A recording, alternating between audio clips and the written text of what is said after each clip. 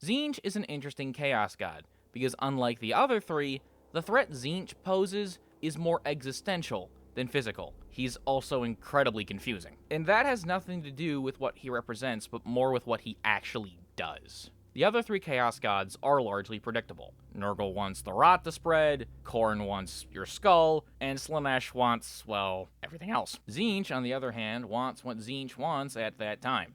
This can mean, quite literally, anything and everything. And on the surface, that doesn't sound all that scary, until you consider the fact that you can manipulate a local guard commander into having incredibly subtle hallucinations that results in their spaceship getting lost in the warp and becoming demon food, or an employee of a business begins to perceive their job's building layout change ever so slightly day by day to the point where they begin to question their own sanity, or an individual in the ecclesiarchy is sitting with a friend, and when he looks at that friend, he sees something absolutely terrifying and begins to claw out his eyes, when in reality, all that friend sitting next to him is doing is eating a sandwich. Tzeentch, of all the Chaos Gods, represents truly unknowable cosmic horror. The other Chaos Gods, to some degree, are bound by rules, either set by themselves or based on their personality, but they are quantifiable and easily categorized in many ways. You can't apply that same logic to Tzeentch, because he has no rules, and if there are any, he breaks them all the time. The only thing concrete we know about him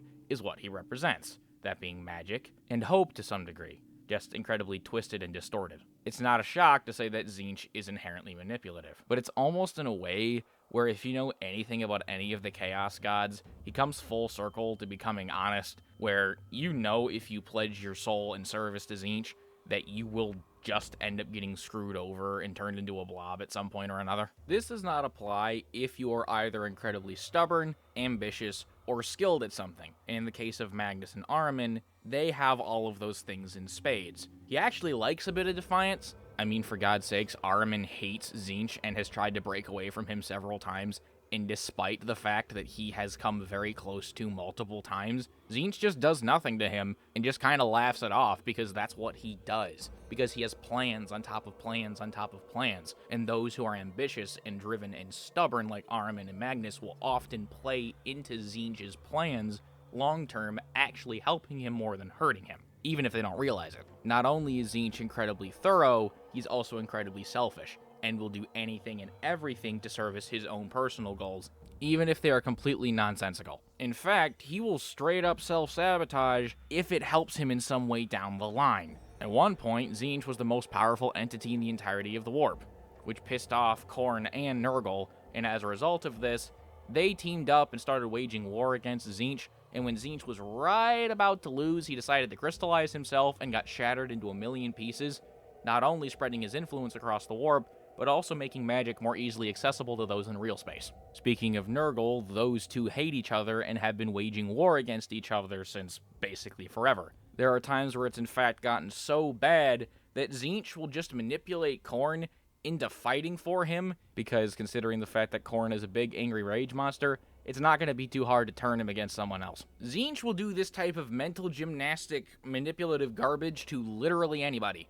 In fact, there is a situation in the book The Reverie where he convinced an entire city by posing as a water wheel that the water wheel was a god. That's like convincing my hometown that the phone booth is a god. Well, I guess the Adeptus Mechanicus would believe that, but that's besides the point. And better yet, someone decided to interact with this freaking water wheel, and then he turned into a chaos spawn immediately. And this was all part of a larger plan to corrupt the Blood Angel successor, the Angels Resplendent, which are now the Angels Penitent, who were corrupted at the time but didn't know it yet, all for a larger and much more enveloping mystery that I'm not going to spoil because The Reverie is a very good book and you should read it. Tzeentch's demons and those devoted to him as well are also incredibly unique, as the demons tend to take on a lot of aspects of Tzeentch's more Machiavellian and thoughtful nature. The Lord of Change is basically the autonomous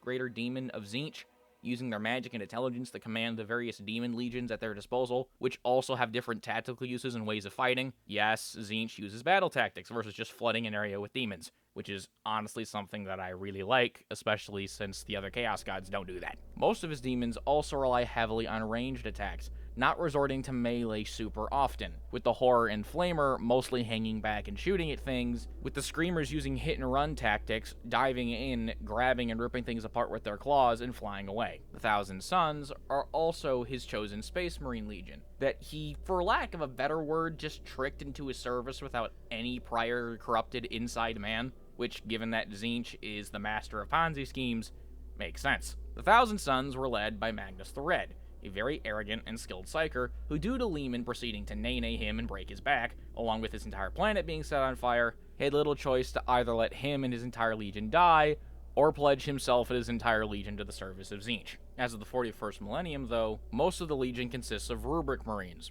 marines that are little more than droneless automata because they're not actually people anymore. They're just dust inside of a power-armored suit because Ahriman, trying to get rid of the issues with the flesh change, bungled the entire legion as a result, making Magnus incredibly mad, resulting in Ahriman and anyone who worked with him being banished from the planet of the sorcerers. And since that time, Ahriman has spent the last 10,000 years trying to unbungle the bungle he created for the Legion, with Magnus basically just doing whatever the heck he wants, serving Tzeentch, and just having a bit of a victim complex about everything. Now, in all honesty, Tzeentch is not my favorite Chaos God.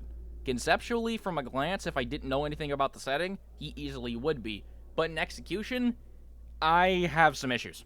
Mostly with the fact that we are told all of these things about Tzeentch, but we don't really see it. The only thing we do see is the mustache-twirling supervillain thing. He's not portrayed as this existential cosmic horror being that he should be. He's this mustache-twirling Saturday morning cartoon villain turning people into blobs because he thinks it's funny. And that aspect doesn't bother me. The idea that a benevolent, incredibly malicious god is just messing with people because he thinks it's funny, that is awesome. And if you blended that with the cosmic horror elements to offset that, that would be honestly terrifying. But we don't get that. Instead, we basically just get the god equivalent of the Riddler from the Batman Arkham games. I think what would really benefit Tzeentch is making him have a larger role, or at least act in a different way where we see him from the perspective of someone that isn't Ahriman or Magnus. Like, say, a book like The King of Pigs, but for Tzeentch. The King of Pigs did a fantastic job showing how horrifying Nurgle could be. I feel like a similar approach for Tzeentch would be amazing. And it doesn't even need to be in the Warhammer horror imprint.